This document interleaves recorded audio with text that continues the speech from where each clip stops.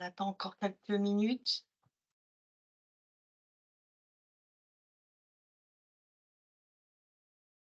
Donc, bonjour à tous. On va commencer.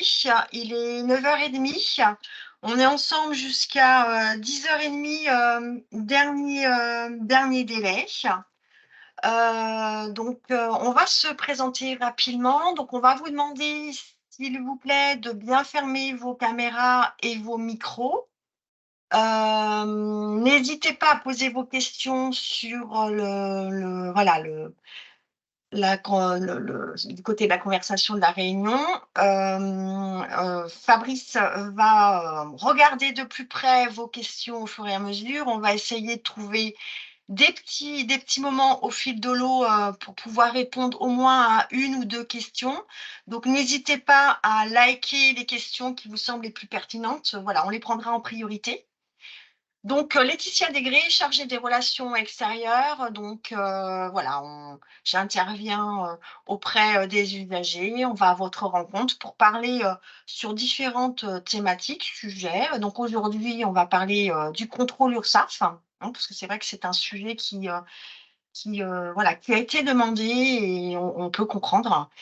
Et je suis accompagnée donc de Fabrice Libaud qui va se présenter, qui va également animer à un moment donné, notamment sur les motifs de redressement les plus récurrents, hein, mais qui va surtout regarder et répondre à vos questions dans le chat. Donc Fabrice, tu te présentes?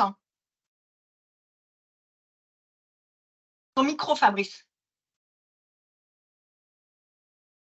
Mes excuses, bonjour à tous, Fabrice du service contrôle. J'assiste aujourd'hui Laetitia et je regarde vos questions au fil de l'eau, au niveau du fil de conversation et peut-être que j'interviendrai si nécessaire. Je reste avec vous. Très bien. Bonne Donc, on va réunion. commencer. Donc, oui, le support va vous être adressé et il y a même un replay qui sera à votre disposition. L'URSSAF, hein, donc qu'est-ce qu'on va voir ensemble, hein? On va voir très rapidement déjà à quoi servent les contrôles URSSAF. Excusez-nous, il y a une faute sur le mot contrôle. On va voir derrière les 5 étapes d'un contrôle URSSAF, comment préparer et comment s'y préparer, en tout cas sereinement. Et puis, on va vous préciser, enfin, on va vous dévoiler, et ça, c'est Fabrice qui va vous dévoiler les motifs de redressement les plus récurrents. Et on a trouvé important de parler de l'attestation de vigilance. Voilà, une attestation, un document qui est très important et qui n'est pas forcément connu du grand public. Donc, n'hésitez pas à poser des questions.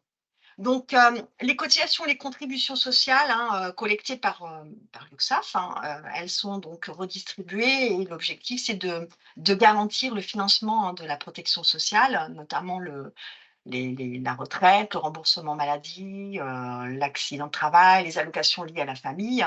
Donc, chaque mois, sur le principe, hein, chaque mois, les entreprises déclarent leurs cotisations, donc au 5 ou au 15 de chaque mois, hein, dû sur les salaires versés.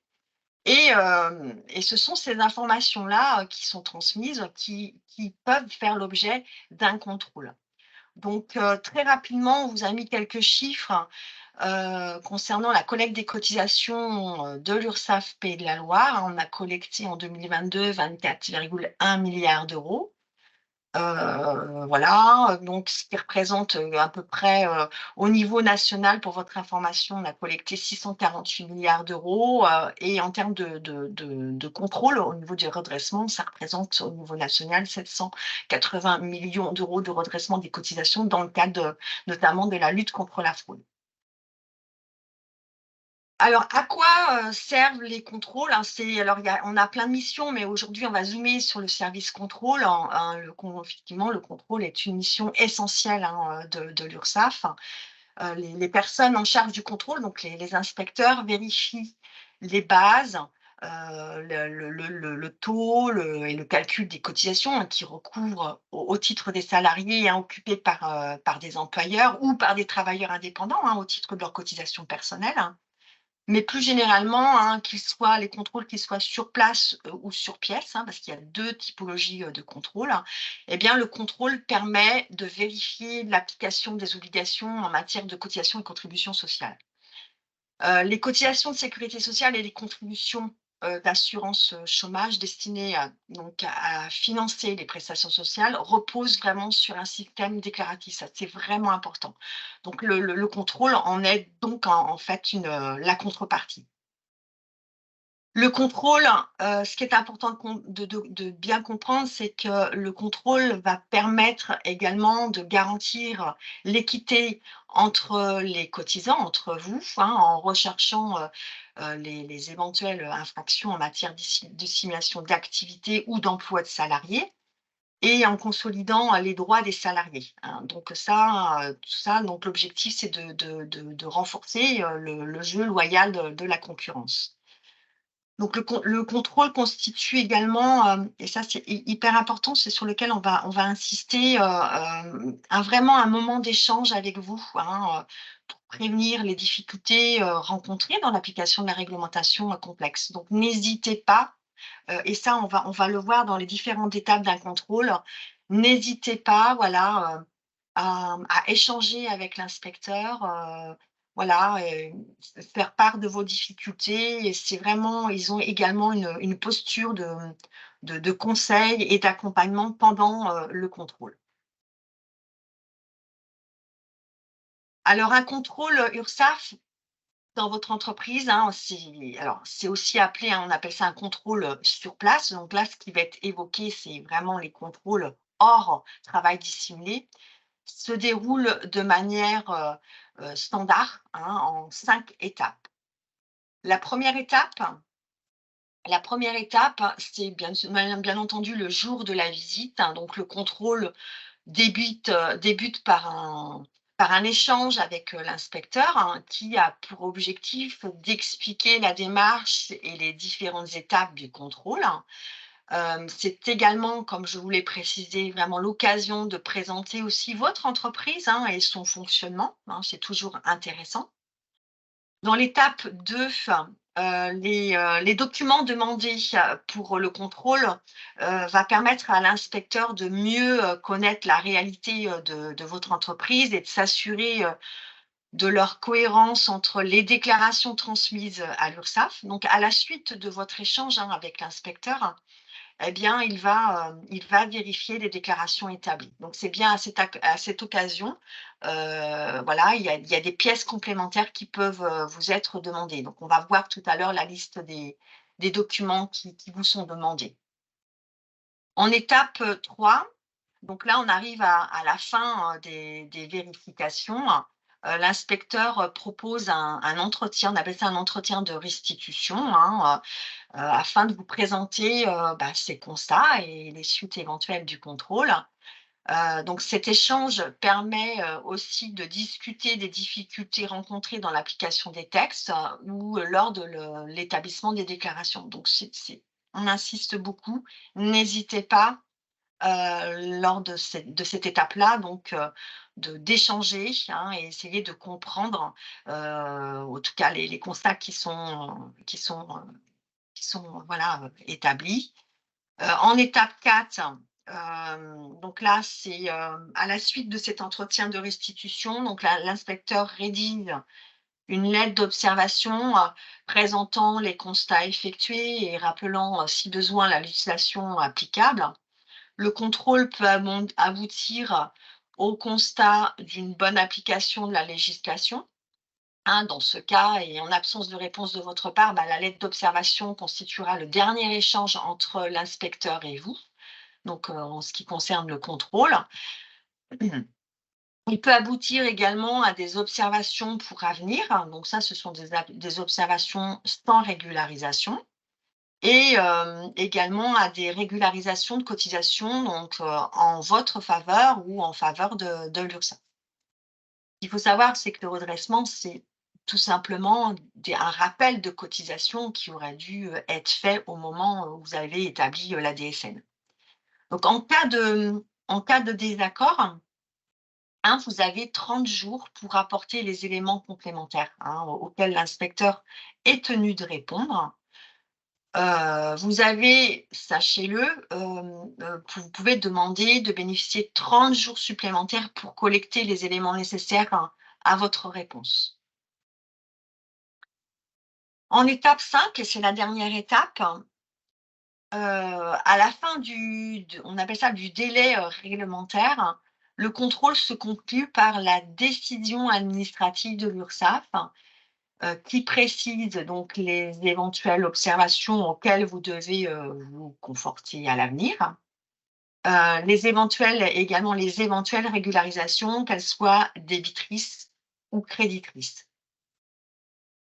Le contrôle, ce qu'il faut savoir, vise à corriger des erreurs, hein, et non à sanctionner votre entreprise, hein.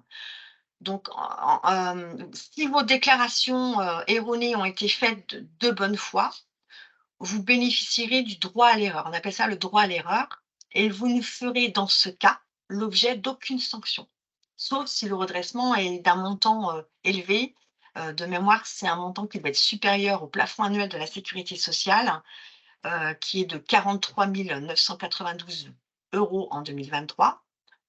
Et vous vous acquitterez donc simplement des cotisations que vous auriez dû payer donc justement à la date d'exigibilité, hein, au moment de votre déclaration. Vous avez le droit de ne pas être d'accord, hein, donc avec la décision administrative de l'URSSAF, hein. Donc si vous entendez contester tout ou en partie d'un redressement ou tout simplement des observations pour l'avenir, il vous appartient de saisir d'abord la CRA, donc la commission de recours amiable, donc de l'organisme de recouvrement, hein, et vous avez un délai de 2 mois à compter de la réception de la mise en œuvre, hein, notifiant le redressement ou la décision confirmant les observations pour avenir. Voilà. La saisine de la CRA est un préalable à toute procédure devant les tribunaux judiciaires. Donc, un accusé de réception de votre demande vous sera adressé. Cette procédure est gratuite. Elle prend la forme de l'examen de votre dossier par la commission. En cas de contestation, vous n'êtes pas tenu de procéder préalablement au règlement des sommes réclamées. Mais, dans ce cas, le recours n'interrompt pas le cours des majorations de retard dont le calcul n'est définitivement arrêté qu'après complet paiement des cotisations et des contributions dues. La décision de la commission de recours amiable de la CRA détaille par motif de redressement les montants qui, le cas échéant, sont annulés ou ceux que vous restez de redevables au titre de la mise en demeure précédemment reçue, hein.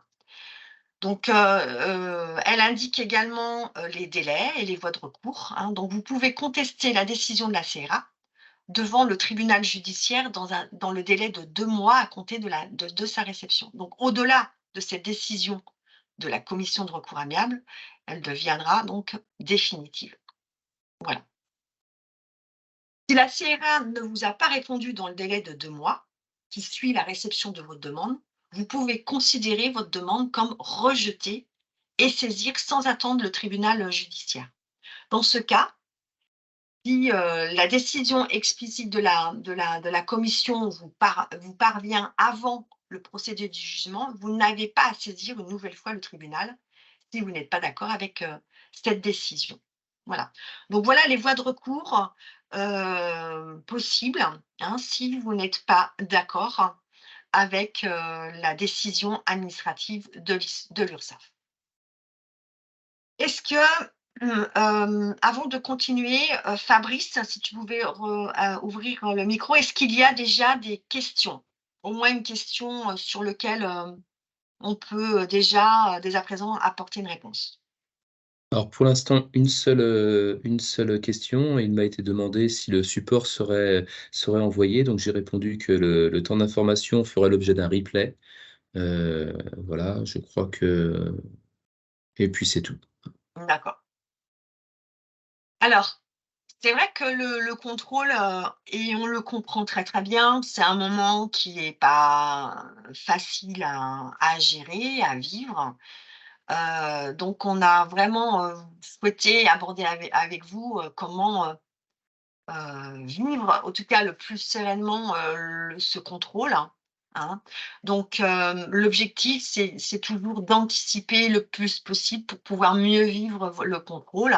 Donc vous avez dû Donc là, j'insiste bien, ce sont des contrôles comptables d'assiette ou le contrôle sur pièce, hein. Donc vous avez dans les 2 cas, c'est la même procédure. Vous avez reçu un avis de contrôle URSSAF, hein, donc ce document est transmis au minimum 30 jours avant la date de la visite de l'inspecteur. Dès la réception de l'avis de contrôle, vérifiez bien votre disponibilité à la date fixée et à la bonne indication sur le lieu du contrôle proposé, hein. N'hésitez pas, dans ce cas, à contacter l'inspecteur, hein, en cas d'indisponibilité ou d'erreur dans l'adresse indiquée. Vous pouvez également solliciter votre conseiller, hein, votre conseiller juridique ou votre cabinet comptable pour vous aider dans la préparation du contrôle et être accompagné dans la conduite du contrôle.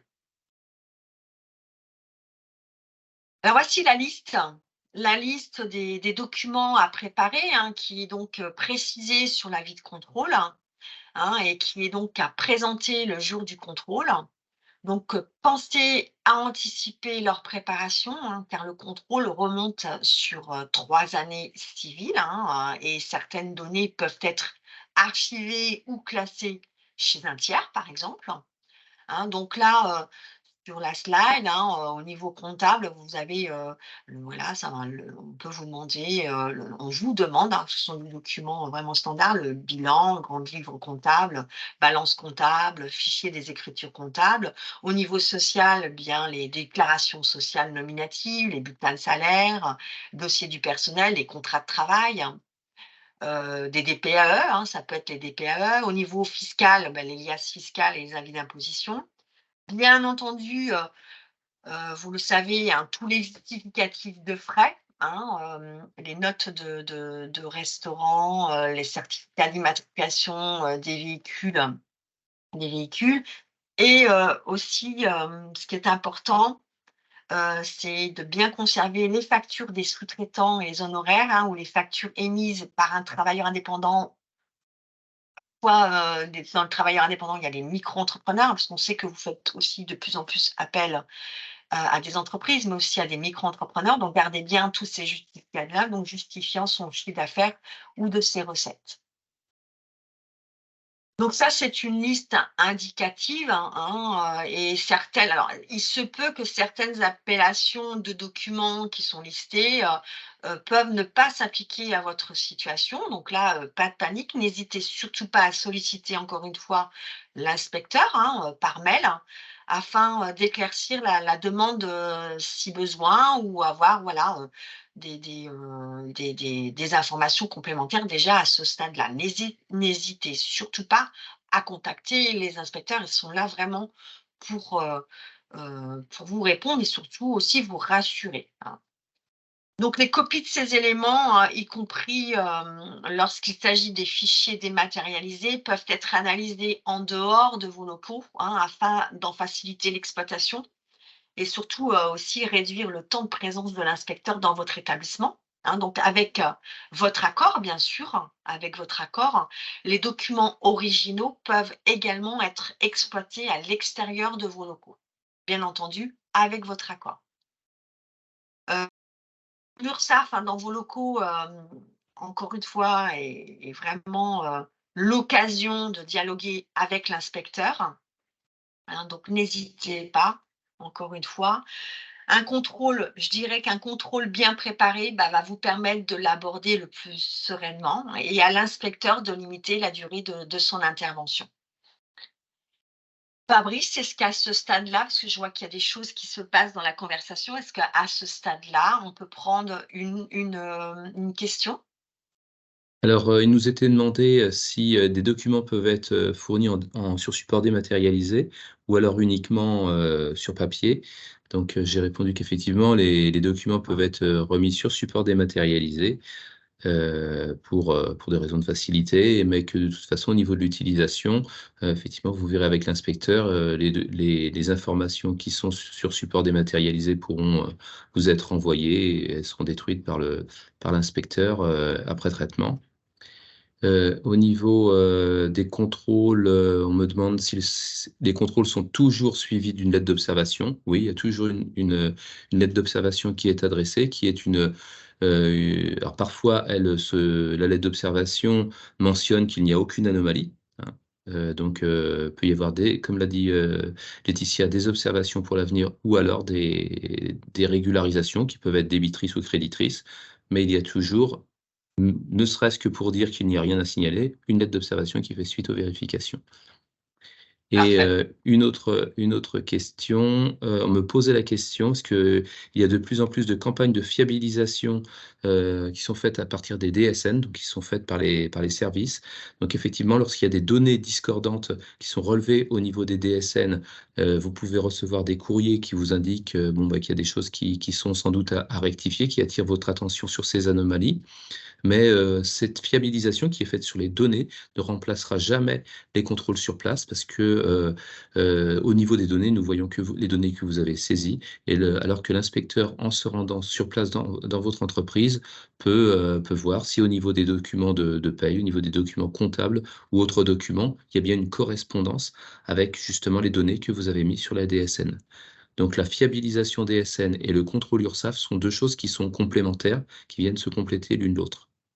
D'accord.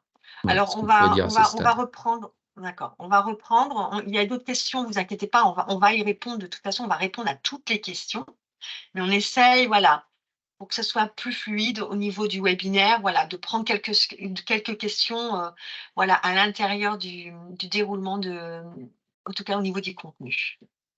Alors le top 4 des motifs de redressement en Pays de la Loire, hein, donc là, je vais laisser la main à Fabrice qui va déjà vous dévoiler le quatrième, hein, qui correspond aux frais professionnels non justifiés. Et vous avez également les montants à redresser, et ça, c'est au titre de l'année 2022. Je te laisse la main, Fabrice. Ton micro, Fabrice. Nous sommes toujours sur la diapo 7, Laetitia, donc il faudrait avancer le support. Euh, Là, tu as pas les frais professionnels. non, je ne l'ai pas là. Pour moi, non. Alors, je ne sais pas pour les autres personnes. Là, je Ah, suis sur la diapo frais professionnels. Non, je me permets, bonjour à tous. Laetitia, c'est bon, tu es bien sur la slide frais professionnels. Je pense Mm. que tu dois avoir un petit souci, Fabrice, de ton côté. ah, Là, je l'ai, la frais professionnels. Donc, ça d'accord. y est, je l'ai Voilà. avancé. Excusez-nous. Je pense qu'il faut que je l'avance à mon niveau. Mais enfin, c'est pas grave. Si pour les participants, c'est bon, c'est l'essentiel. Alors effectivement, nous avons classé les quatre plus gros motifs de redressement du plus important du plus petit, enfin du quatrième au premier, hein, donc en ordre croissant. Donc le quatrième concerne les frais professionnels non justifiés. Alors c'est vrai que c'est un motif de redressement qui est connu sur une législation qui est très classique, mais bon, qu'il faut sans doute parfois repréciser à nouveau. Les frais qui sont remboursés, les frais professionnels qui sont remboursés à un salarié doivent correspondre à des circonstances de fait que l'entreprise, que le cotisant, l'usager doit pouvoir prouver, hein. Donc, ça peut être la tenue d'une réunion à- éloigné, sur un site éloigné du domicile, nécessitant un déplacement professionnel du salarié. Ça peut être d'autres types de déplacements. Ça peut être, ça peut être versé au réel sur justificatif. Si le salarié est obligé de dormir à l'hôtel, par exemple, pour assister à une réunion loin de son domicile, à ce moment-là, l'employeur gardera la facture d'hôtel, gardera les factures de déplacement, de train éventuellement, de péage, d'avion, pourquoi pas. Et il faut toujours que donc la circonstance de fait soit matérialisée et qu'on garde les justificatifs lorsque c'est des remboursements au réel. Parfois, les remboursements peuvent se faire de manière forfaitaire, sous forme, par exemple, d'indemnité kilométrique, si le salarié est obligé de prendre son véhicule pour un déplacement professionnel.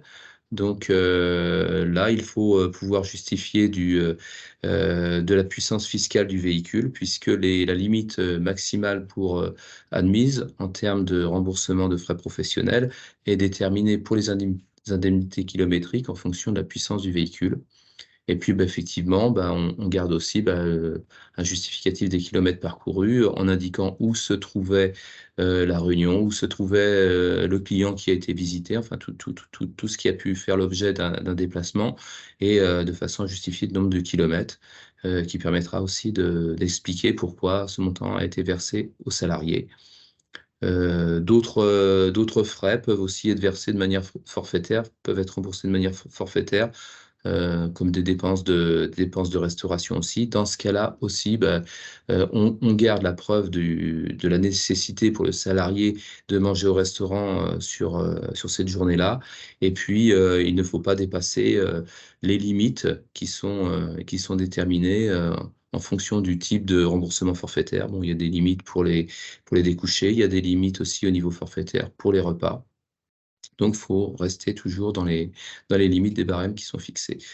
Alors, pour illustrer, j'ai repris le cas d'une entreprise de bâtiment qui avait remboursé une somme de 500 € par mois à une attachée commerciale pour ses rendez-vous clientèle effectués avec son véhicule personnel, c'est ce qui était précisé par l'employeur.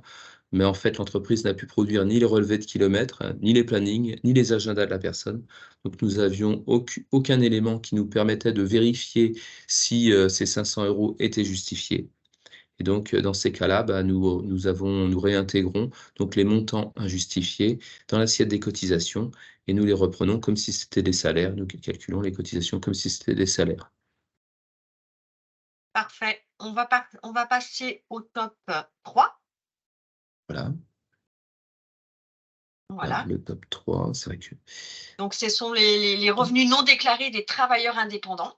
Voilà, donc les travailleurs indépendants sont tenus de cotiser de façon à ce que soit calculée leur cotisation personnelle. Donc, ils sont assujettis, bien sûr, auprès du régime de sécurité sociale en France et cotisent à l'URSSAF, sauf à ce qu'ils soient du régime agricole. Là, ils cotiseraient à la MSA. Donc, ils cotisent pour les risques maladie, maternité, vieillesse, l'invalidité, le décès, etc., etc. Et vous voyez ça sur le support. Et donc, parfois, on constate lors de contrôles que certains travailleurs indépendants soit n'étaient pas déclarés, soit étaient déclarés mais n'indiquaient pas leur revenu, ou la totalité, ou partiellement. Et donc, nous sommes amenés à recalculer dans ces cas-là le montant qu'ils auraient dû verser. Alors, pour illustrer, je citerai le cas de ce cotisant qui avait poursuivi son activité d'agent immobilier sur les années 2018 à 2021, donc sur 4 années, malgré une décision judiciaire d'interdiction de gérer. Alors, il en avait retiré des revenus qu'il n'avait pas déclarés non plus à l'URSSAF. Donc, ces faits avaient été constatés par la gendarmerie et nous avions été destinataires du procès-verbal de travail dissimulé. Donc là, on est aussi sur du travail dissimulé, donc, qui constitue une infraction pénale. Nous avons recalculé donc les cotisations que le cotisant aurait dû régler. Et donc ça fait l'objet d'un redressement, donc une régularisation.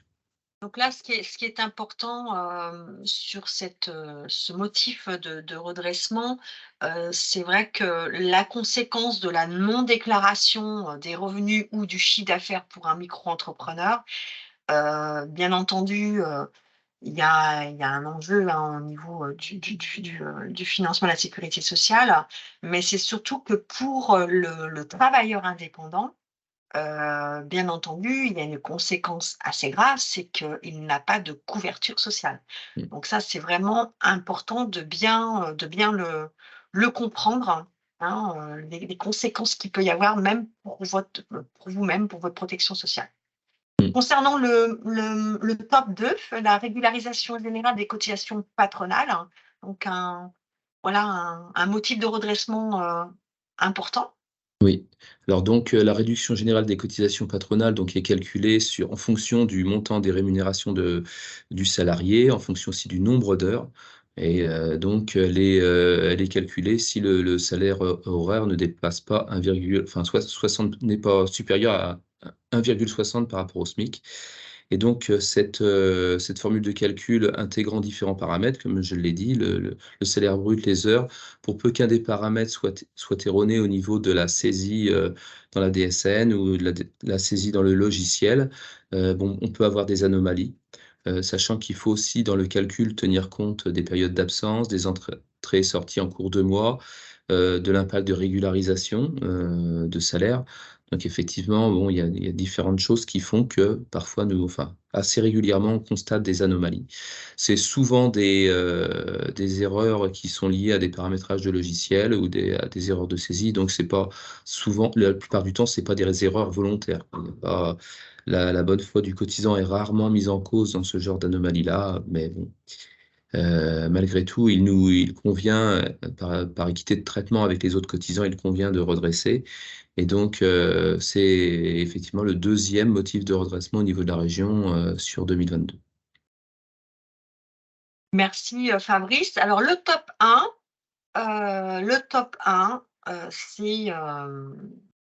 c'est le travail, la dissimulation d'emploi salarié avec verbalisation pénale.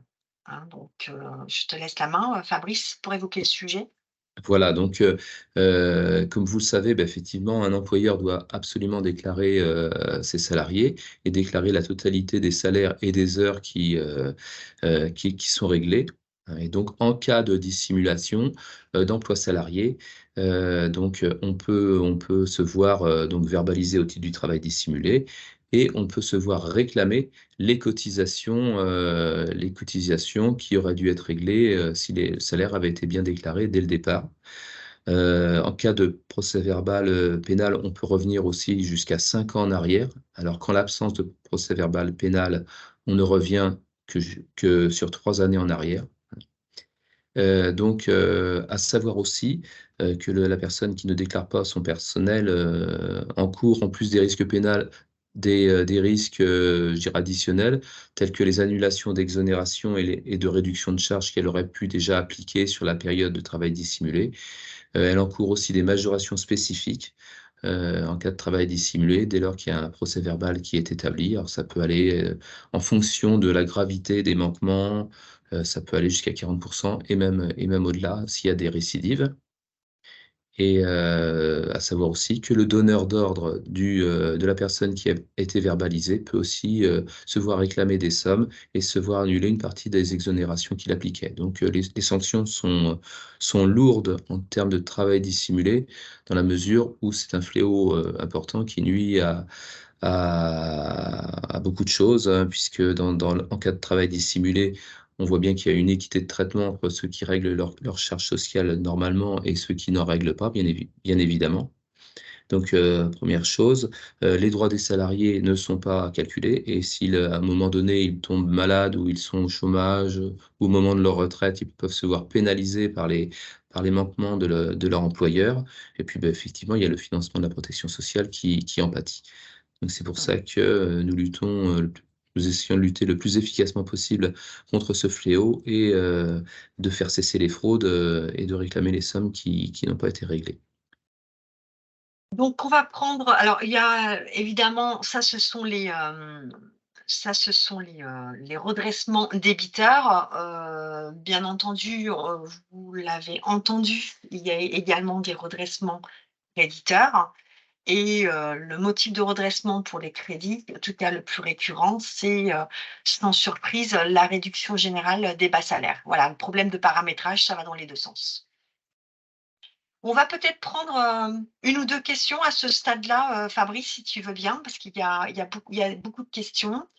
Je vois qu'il y a des questions qui ont été likées, donc je vais prendre les questions qui ont été likées. Une question d'Isabelle. Pour l'assujettissement des indemnités kilométriques au-delà du barème fiscal, quelle année du barème fiscal faut-il appliquer? Alors, il faut appliquer le barème fiscal de l'année au cours desquelles ces frais ont été remboursés. Donc, si c'est des frais qui ont été remboursés en octobre 2023, c'est le barème applicable, barème fiscal de 2023. Merci Fabrice. Une autre question qui a été likée par Nathalie. Pour un véhicule loué en longue durée, doit-on fournir le certificat d'immatriculation? Alors, oui, enfin, le certificat, nous devons avoir connaissance de l'ensemble des véhicules qui sont loués, et notamment dès lors qu'ils sont mis à disposition d'un salarié pour son usage personnel, puisqu'il peut y avoir un avantage en nature dans ce cas-là. Hein, c'est surtout ça qui est important. Donc, nous devons avoir toutes les informations concernant ce véhicule afin de déterminer si l'avantage en nature véhicule a été calculé, n'a pas été surévalué, je dirais. En cas de surévaluation, on considérerait que c'est un avantage, que ça doit être soumis à cotisation. Une dernière question de Judith, qui a été likée, relikée et relikée, donc je vais la prendre. Comment distinguer véhicule de fonction, entre parenthèses, avantage en nature, et véhicule de service, entre parenthèses, pas d'avantage en nature, point d'interrogation. Utilisation sur temps personnel, point d'interrogation. Nombre de places dans le véhicule, point d'interrogation. Alors, donc c'est l'usage oui, c'est l'usage personnel, hein, qui fait Alors, que comment distinguer véhicule de fonction et véhicule de service? alors Première question. véhicules de service, en général, c'est des véhicules qui sont mis à disposition de l'ensemble de l'entreprise et qui peuvent être utilisés pour des déplacements sur le temps de travail, et donc ils ne sont pas, en général, utilisés à usage personnel, alors que le véhicule de fonction est attaché à la fonction, et souvent la personne qui l'utilise, le prend aussi pour partir en vacances, pour faire ses courses, pour emmener ses enfants à l'école. Il y a une utilisation personnelle. Après, l'appellation que vous pouvez me donner dans l'entreprise, si vous appelez véhicules de service des véhicules qui servent qui sont utilisés par des personnes pour partir en vacances, elles tombent sous le coup aussi des avantages, du calcul des avantages en nature. Parce que même un véhicule avec 2 places, pour une personne célibataire, c'est pas forcément un problème. Et si il l'utilise à des fins personnelles, quelque part pour lui, c'est une économie qui constitue un avantage en nature.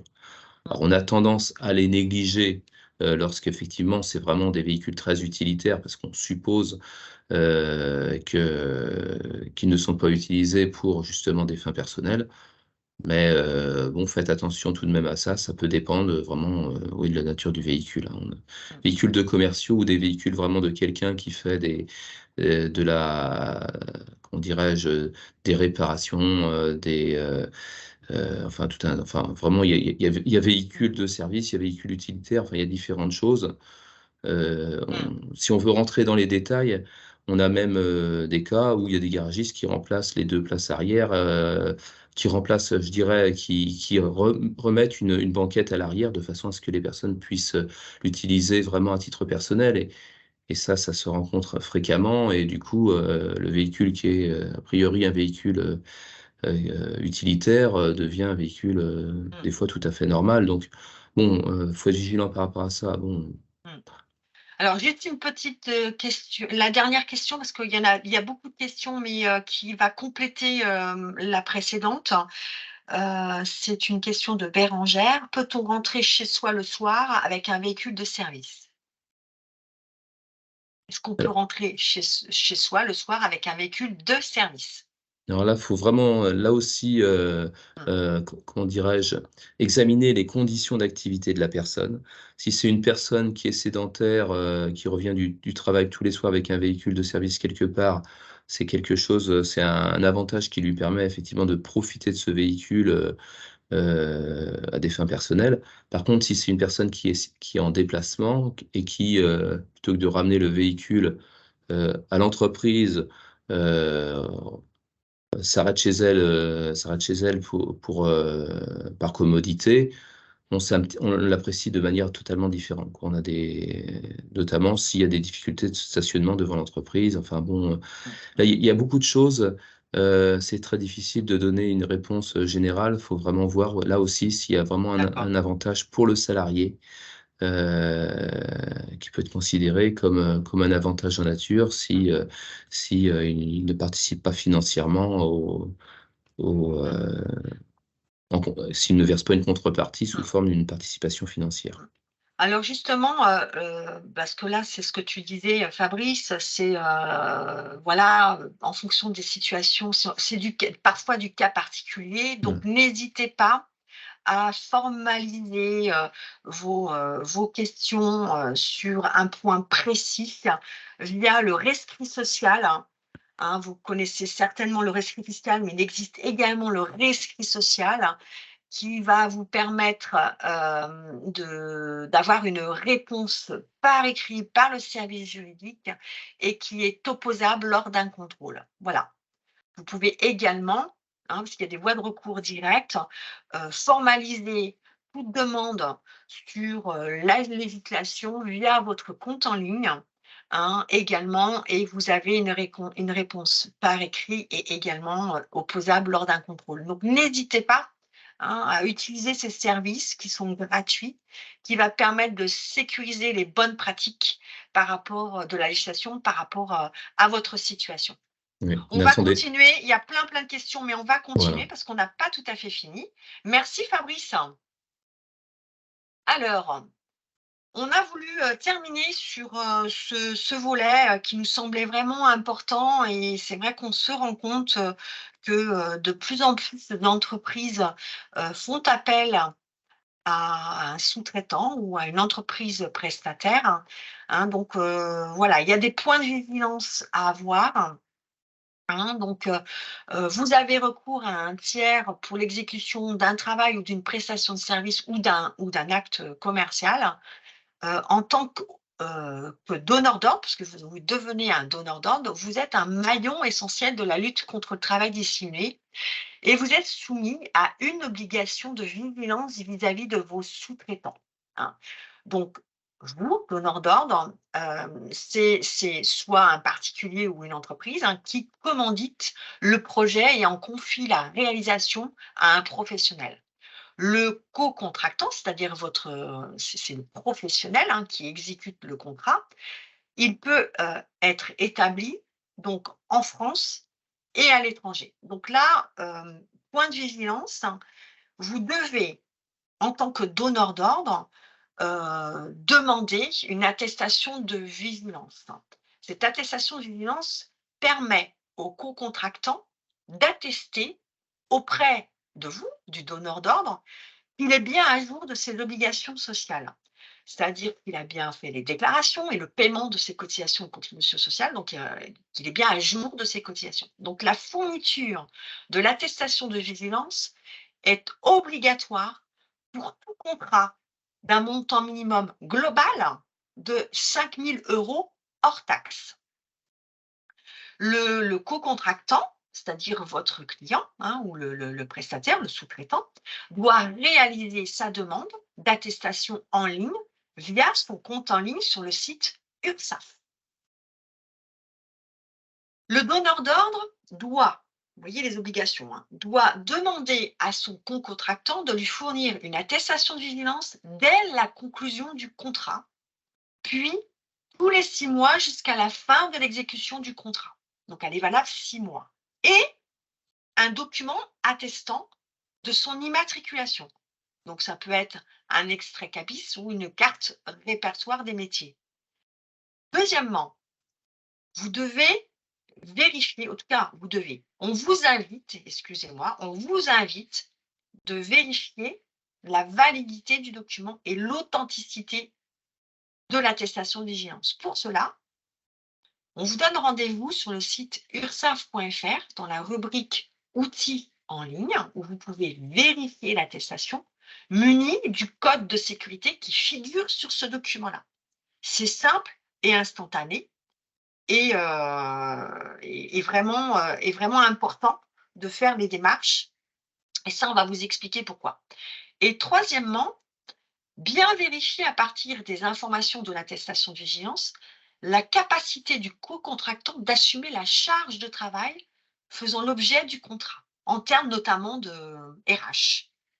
En résumé, pour conclure, ces démarches sont obligatoires pour le donneur d'ordre, quel que soit son secteur d'activité ou la taille de son entreprise, pour tout contrat supérieur à 5 000 € hors taxe.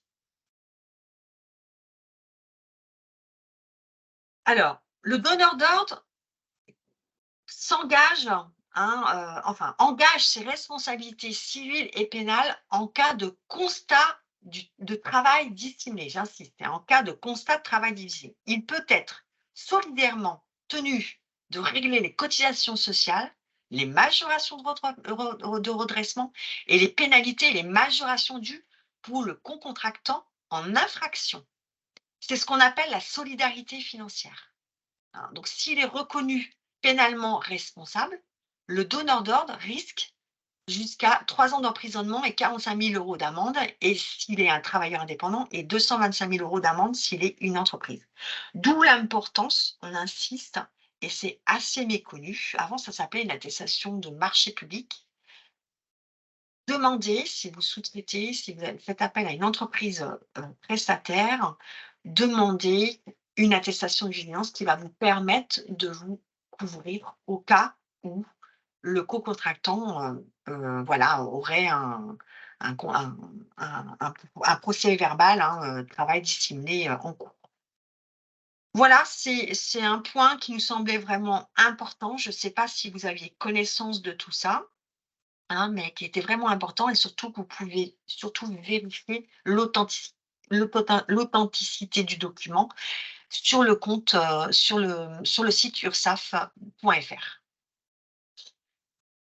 Donc, Fabrice, est-ce qu'il y a des questions? Est-ce que tu peux apporter des précisions par rapport à ce petit volet-là? Est-ce que tu peux apporter directement des réponses, notamment sur la solidarité financière? On peut comprendre qu'il y ait des questions par rapport à ça. Est-ce que tu peux répondre à quelques questions sur ça, s'il y en a? Alors, je regarde justement, il y a beaucoup de questions. Je me doute. J'étais en train de les noter et je vais faire des réponses orales. Je pense que ça va aller plus vite. Alors, sur les attestations de vigilance, oui. Est-ce que l'attestation de vigilance doit être demandée à une entreprise de travail temporaire? Oui, tout à fait, toute entreprise, donc même une entreprise de travail temporaire pour lesquelles la facture est supérieure à 5 000 € peut faire l'objet d'une délivrance d'attestation de vigilance, hein, bien évidemment, et donc il faut lui demander, à vous assurer qu'elle est bien à jour de ses cotisations. De la même façon, je regarde s'il y a... Alors, on me demande si, par exemple, lorsque une prestation récurrente de 1 000 € par mois, l'attestation est-elle à fournir? Oui, parce qu'on parle de 5 000 € au niveau de la limite, au niveau de la facture, enfin au niveau du pardon, l'obligation, 5 000 €. Mais effectivement, si vous avez cette facture mensuelle de 1 000 €, ça fait 7 000, donc effectivement, là aussi, on doit considérer que ça dépasse 5 000, et il faut demander l'attestation à votre sous-traitant. L'attestation de vigilance est-elle obligatoire pour les collectivités territoriales? Oui. Oui, elle est obligatoire pour les collectivités territoriales de la même façon, même dans le cas des marchés publics, puisque même le code des marchés publics précise que la collectivité territoriale doit s'assurer que son fournisseur, son sous-traitant est bien à jour de ses cotisations. Donc bien évidemment, oui, il faut absolument la demander quand on est une mairie, quand on est... voilà, donc il y a pas de problème là-dessus. Faut-il obligatoirement un contrat avec le co-contractant? Alors des fois, ça peut être un devis, tout simplement. Il n'y a pas forcément de contrat avec un co-contractant, mais voilà, parfois il y en a. Il y a des conventions, parfois il y a des devis, selon les cas. Forcément, c'est pas forcément par rapport à ça, mais dès lors que la prestation dépasse 5 000 €, on doit demander l'attestation de vigilance. Que doit-on... Que doit-on on me demande comprendre? aussi, oui, on me demande aussi, l'attestation de vigilance est valable aussi pour une micro-entreprise? Oui. Oui. Le micro-entrepreneur peut se faire délivrer une attestation de vigilance sur son compte en ligne.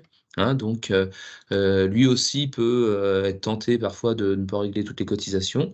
Donc, il faut s'assurer qu'il les règle bien. Il faut demander aussi, pour un micro-entrepreneur, une attestation de vigilance, bien évidemment.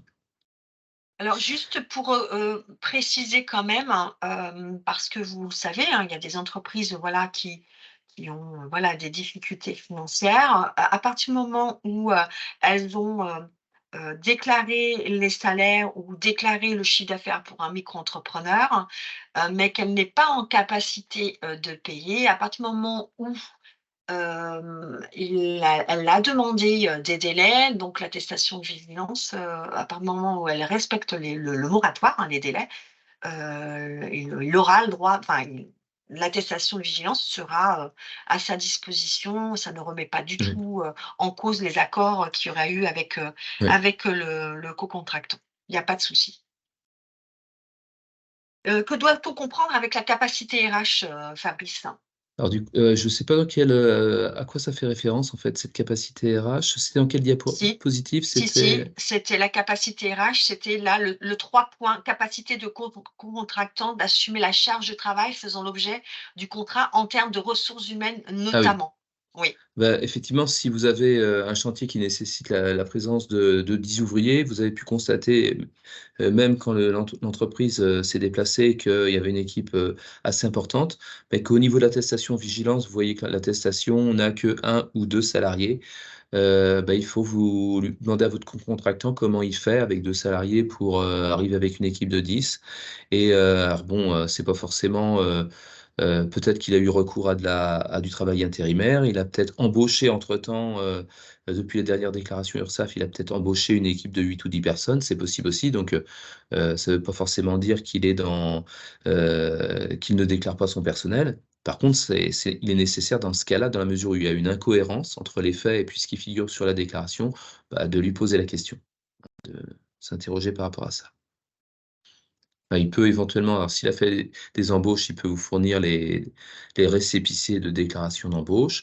Si, il a fait appel à de la sous-traitance, pardon, à du travail intérimaire, il peut vous fournir aussi, bah, le document de l'agence intérim qui précise qu'il a plusieurs personnes qui travaillent pour lui, sur la période, qui vous intéresse. Heu, su une question, quels sont les critères qui vont déterminer le déclenchement d'un nouveau contrôle? alors, Un pourcent oui. Alors nous faisons comme, l'a expliqué, Laetitia, nous faisons des contrôles périodiquement puisque vous faites des déclarations, il convient qu'on les vérifie. Alors la périodicité peut être variable, tout le monde doit être à un moment donné contrôlé, ça rentre dans la vie d'une entreprise, mais la périodicité est variable. Alors la périodicité, bah, peut dépendre du précédent contrôle justement, si, vraiment il y a eu beaucoup de points et beaucoup d'observations qui ont été formulées, beaucoup de points qui ont fait l'objet de redressement. Peut-être qu'on va essayer de repasser assez tôt pour essayer de voir si, toutes nos remarques ont été prises en compte, ce qui est normal. Et autrement, bah, en fonction du risque, alors le risque, ça peut être les entreprises, les grandes entreprises, des très grandes entreprises qui pour nous constituent un risque parce qu'il y a beaucoup, de cotisations qui sont versées par ces entreprises-là, bien évidemment. Et donc on veut sécuriser au maximum l'assiette de cotisation. Ce qui peut aussi justifier qu'on accélère un petit peu la survenance d'un second contrôle.